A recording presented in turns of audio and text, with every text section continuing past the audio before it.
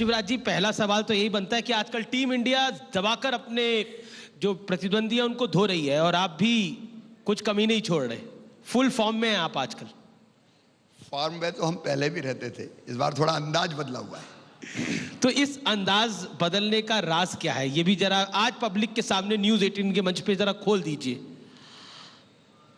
देखिए, एक तरफ डेवलपमेंट, विकास और जन कल्याण जी, वहीं दूसरी तरफ अगर ऐसे लोग प्रदेश में हैं जो जनता की जिंदगी को दिक्कत और परेशानियों से भरते हैं, जिनको मैंने माफिया कहा भी आपने देखा।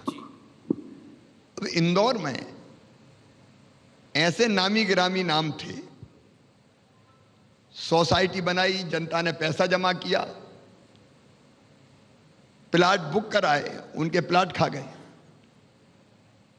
अब ऐसे लोगों को जमीन में गाड़ने का मतलब यह नहीं कि मैं गड्ढा खोद के गाड़ूं। ऐसे लोगों को जमीन में गाड़ने का मतलब है जो आम जन है उनको न्याय दिलाऊं, उनके प्लाट दिलवाऊं। और जो गड़बड़ करने वाले हैं वो इतने कलाकार होते हैं कि सरकार कोई की वो चिपक जाते हैं। वैसे लोगों को सही करना मेरा धर्म है। भगते भगते फिर रहे हैं, या तो जेलों में या भागे हुए हैं। चिटफंड कंपनी में कितनी चिटफंड कंपनियां आई, पैसे खाए और लोगों के भाग गए। Middle class, lower middle class तबाह कर दिया लोगों। अब केवल एफआईआर करने से काम नहीं चलेगा। हम क्या, जहां हो पकड़ो, उठा के लेके आओ। संपत्ति अगर है तो नीलाम करो और जनता के पैसे दिलवाओ। जी, एक तरफ अकेले इंदौर में 3,000 करोड़ रुपए के प्लाट वापस दिलवा रहे हैं। 840 करोड़ रुपए चिटफंड कंपनियों से वापस दिला चुके हैं और जितने बचे हैं एक को छोड़ूंगा नहीं। जनता का जो पैसा खा के गए, एक एक पाई वसूल की जाएगी, कोई नहीं बचेगा। जो दादागिरी गुंडागर्दी करने वाले थे मध्य प्रदेश में, ऐसी सैकड़ों गुंडे, बदमाश, माफिया, उनके या तो घर तोड़ दिए गए, संपत्ति राजसात कर रहे हैं, अतिक्रमण से मुक्त करा रहे हैं। जी, और आज स्थिति है कि 8,400 करोड़ रुपए की जमीन हम इनसे मुक्त करा चुके हैं। सज्जनों के लिए फूल से ज्यादा कोमल और दुष्टों के लिए वज्र से ज्यादा कठोर, यही हमारा संदेश है। विपक्ष आरोप लगाता है, खासतौर पर कांग्रेस पार्टी आरोप लगाती है कि आप विरोधी नेताओं को टारगेट करते हैं। जो बीजेपी में आ जाए उसे तो बख्श देते हैं और जो बीजेपी में नहीं आता तो उसको छोड़ते नहीं है, यह आरोप है। देखो, ये तो कहने के लिए कहते हैं, दिल से पूछो जी, तो वो भी ये मानते हैं कि मैं कभी के खिलाफ, कभी किसी के खिलाफ बेबुनियाद कार्रवाई नहीं करता। क्या आपको लगता है, मैं कोट भी करके बताता हूं, कांग्रेस के विधायक हैं बाला बच्चन, उन्होंने बोला एक विचारधारा से जुड़े लोगों को सरकार जानबूझकर टारगेट कर रही है, जिनके खिलाफ कार्रवाई हो रही है उन्हें बीजेपी में शामिल होने का ऑफर मिल रहा है। अब इसको तो मैं मजाक ही कह सकता हूं। बिना आधार के कोई कार्रवाई कर सकते हैं? जो कार्रवाइयां हुई है वो पुख्ता हुई है, ठोस आधारों पर हुई है, गड़बड़ करने वालों के खिलाफ हुई है। राजनीतिक मतभेदों के आधार पर कार्रवाई करने का कोई सवाल ही नहीं। हमारे लिए सब बराबर है, कोई किसी पार्टी में हो। शिवराज जी, क्या ऐसा माना जाए कि इस जब शिवराज सिंह चौहान की 1.25 साल बाद या फिर 11 महीने बाद जब वापसी हुई तो शिवराज सिंह चौहान को लगा कि इस बार उनका अंदाज बदला होना चाहिए और अंदाज बदला इसलिए होना चाहिए जिससे वो ज्यादा लोगों तक पहुंच सके? देखिए, अलग अलग परिस्थितियों और समय में जी समस्याओं का प्रकार अलग अलग होता है। और अगर आप सेवक हैं और सरकार चला रहे हैं तो आपकी ड्यूटी है कि जब जैसे व्यवहार की जरूरत हो, जैसे कदमों की जरूरत हो, तब आपको उठाने चाहिए। देखिए, कोविड का पूरा समय चल रहा है, लेकिन उस समय इसी समय का दौर था जब सरकार यहाँ से जा रही थी और एक नई सरकार आ रही थी। तो ज्योतिरादित्य सिंधिया की उसमें एक अहम भूमिका रही। आपने कहा सिंधिया के साथ आए नेताओं को कमलनाथ जो कि पूर्व मुख्यमंत्री है वो कचरा कहते हैं, लेकिन ये सब अच्छा काम करते हैं, ये हीरा है। और मेरा सवाल आपसे यही है कि आपके पास कौन सी पारस बनी है कि ये सब हीरा बन गए? अब ये तो दोनों चीजें हैं जी। एक वो ना पहचान पाए ना साथ ले पाए। देखो, सरकार हमने नहीं गिराई, सरकार तो गिरी, उनके साथ ही निकल के वापस आ गए। अब आत्मचिंतन तो उनको करना चाहिए कि उनको छोड़ के क्यों गए। अब ये सवाल तो उनको अपने आप से पूछना चाहिए। जहां तक सरकार चलाने का सवाल है, ज्योतिरादित्य सिंधिया जी भी जन नेता हैं, उनके साथ मैं काम कर रहा हूं, हम कंफर्टेबल है। और राहुल जी साथ ही जो आए, जी जी साथ जो मित्र आए, वो सचमुच में बहुत बेहतर परफॉर्म कर रहे हैं, बहुत अच्छा अपना विभाग चला रहे हैं और मुझे पूरा संतोष है। राहुल जी ने बयान दिया कि देखिए, सिंधिया जब हमारे साथ रहते थे तो वो अथॉरिटी के साथ घूमते थे, वो निर्णय लेते थे, लेकिन अब भारतीय जनता पार्टी में सदन में पिछली सीट पे बैठे रहते हैं, बैक बेंचर हो गए हैं। यह आज ही का बयान है राहुल जी के बारे में मैं क्या कहूं। देखिए, अब वो तो कहते हैं मत्स्य मंत्रालय बनाओ, जो बहुत पहले बन चुका है। उनकी ट्यूबलाइट बहुत देर से जलती है। बहुत दिनों के बाद उनको ध्यान आता है। आपने तो उनको किसी सीट पर बैठाया नहीं, किसी लायक समझा नहीं, वो कहते रहे, अपनी बात कभी किसी ने सुनी नहीं। अब हमारे साथ आ गए तो फिर वो कहाँ बैठे हैं, किस सीट पे बैठे, ये आपको ध्यान आ गया। ये तो आपको तब सोचना था जब वो आपके साथ थे। वो कहाँ बैठे, वो जहाँ बैठने के हकदार थे वहाँ उनको बिठाया नहीं गया, और ये बिठाने वाले को सोचना चाहिए। राहुल जी की बात हुई तो राहुल जी ने अभी हाल ही में केरल में एक उत्तर भारत को लेकर बयान दिया, जिस पर बहुत विवाद भी हुआ, जिस पे योगी आदित्यनाथ ने, बीजेपी राष्ट्रीय अध्यक्ष जगत प्रकाश नड्डा ने, स्मृति ईरानी ने, सबने ट्वीट भी करे, बयान भी दिए। उन्होंने बोला उत्तर भारत के जो लोग हैं वो ज़्यादा सतही बात करते हैं और जो दक्षिण भारत के लोग हैं वो ज़्यादा डिटेलिंग में जाते हैं। क्या कहना चाहते हैं इस बयान पर आप? हम सब भारत माँ के लाल, भेदभाव का कहाँ सवाल, क्या उत्तर, क्या दक्षिण, क्या पूरब और क्या पश्चिम। भारत एक है, हम एक भारत श्रेष्ठ भारत को मानने वाले लोग हैं। अब ये डिवाइड एंड रूल वाला उत्तर और दक्षिण में भारत को किसी भी हालत में नहीं बांटना चाहिए। हर हिस्से की अपनी अहमियत। आपने भी कहा था जहां जहां पड़े पैर राहुल के वहां वहां हुआ बंटाधार। न हुआ तो यही, पहले उत्तर में हो गया, अब दक्षिण की बारी है। जी, बीजेपी वाले तो कहते हैं कि पौंडीचेरी गए तो पौंडीचेरी की सरकारी चली गई। ये तो आप ही लोग कहते हैं। लेकिन देखिए, कुछ अहम बातें हैं।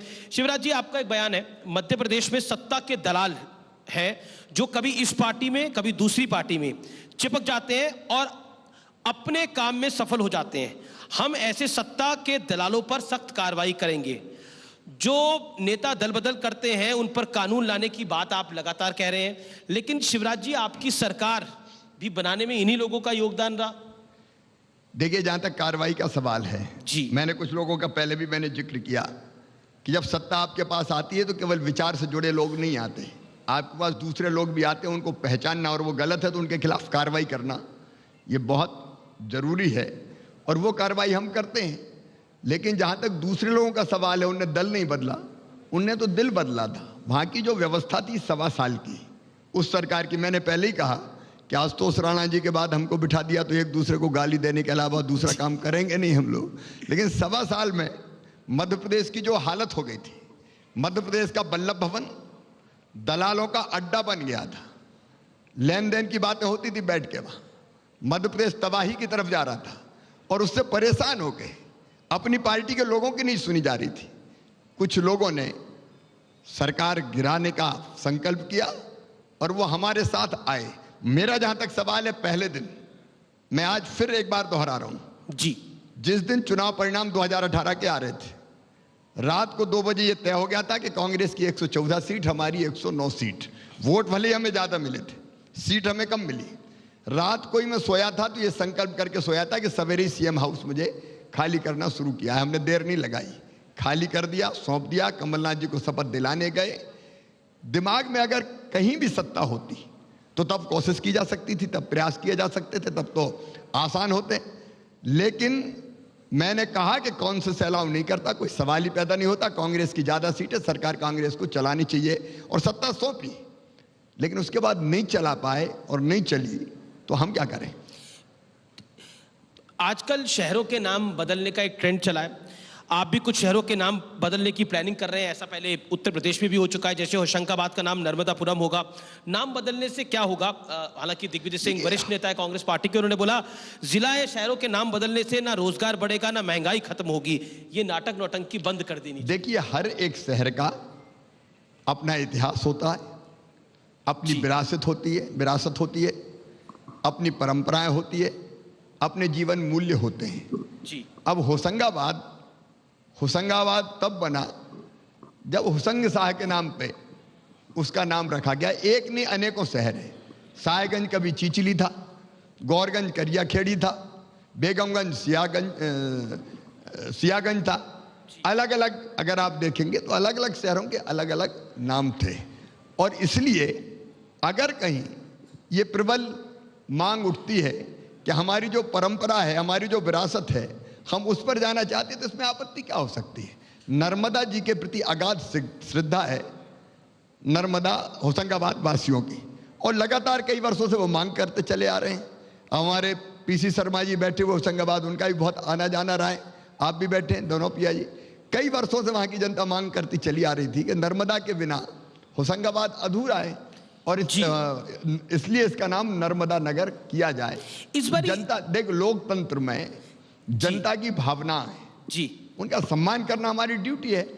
एक सवाल मेरे मन में आता है इस बार शिवराज जी, जो आपकी ये वाली पारी है, इसके अंदर आप लफ्ज जिहाद को लेकर भी बहुत मुखर है।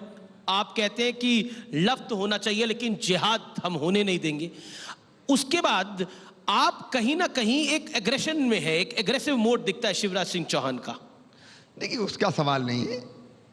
प्यार एक बिल्कुल अलग चीज है, लेकिन कुटिलता जी के कारण किसी को बहकाना, फुसलाना, बरगलाना, दबाव देना और बाद में शादी करके उसकी जिंदगी नरक बना देना, एक नहीं अनेकों घटना हुई है।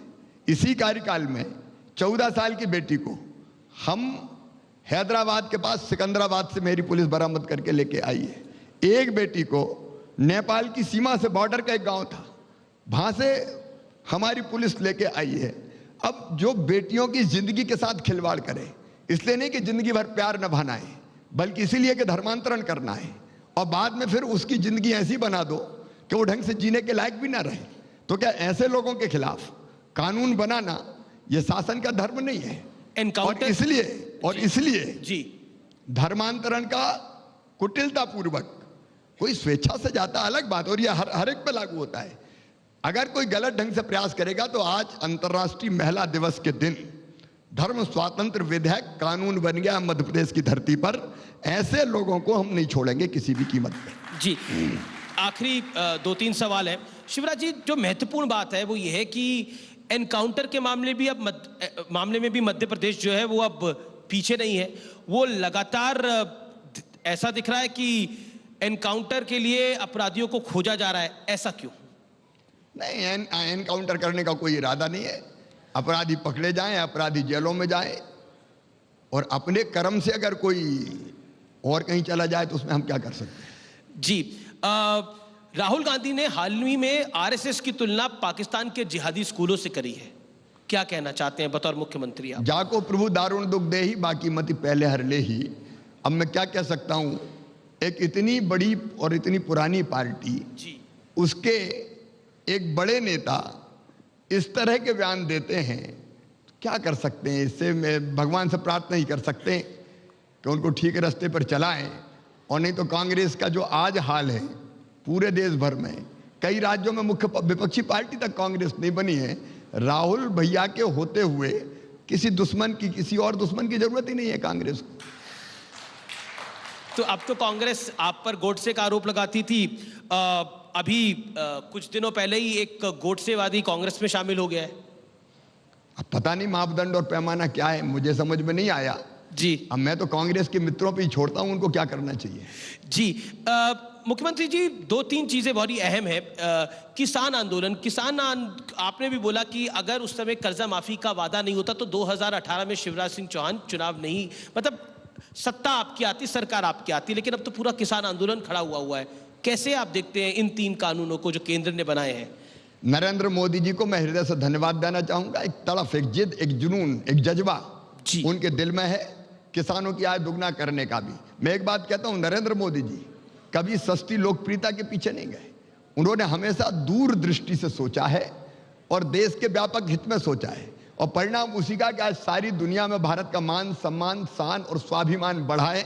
ये तीनों किसान कानून मैं दावे के साथ कहता हूं किसानों के हित में है। और मध्य प्रदेश ने तो पहले ही पारित कर दिए, पहले ही बना दिए थे।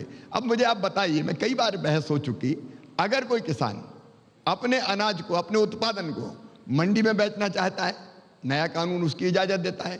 मंडी के बाहर बेचना चाहता है, मंडी के बाहर आप खरीदो।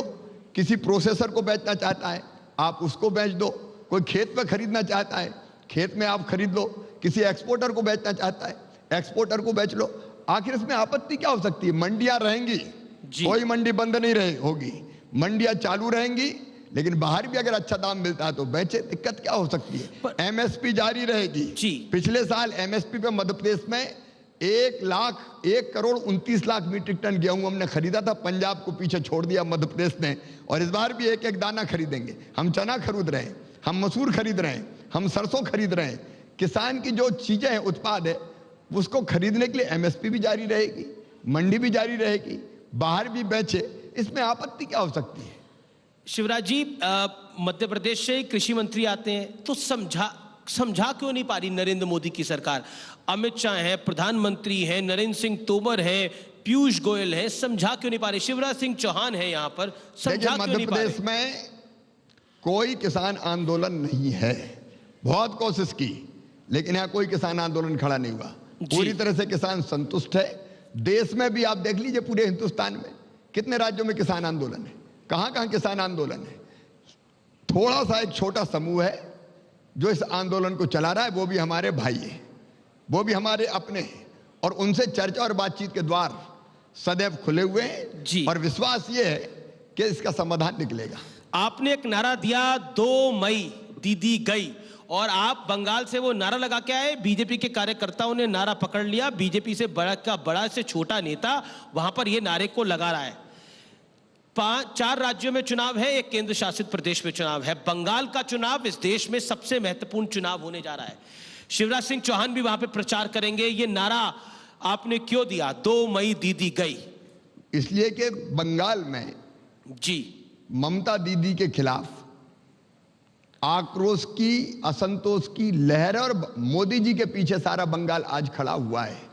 अब दीदी कहती खेला होवे, खेला होवे। मैंने कहा खेला होवे नहीं, खेल खत्म होगा दीदी का, कोई बचा नहीं। मैं तो घूम के आया हूं बंगाल।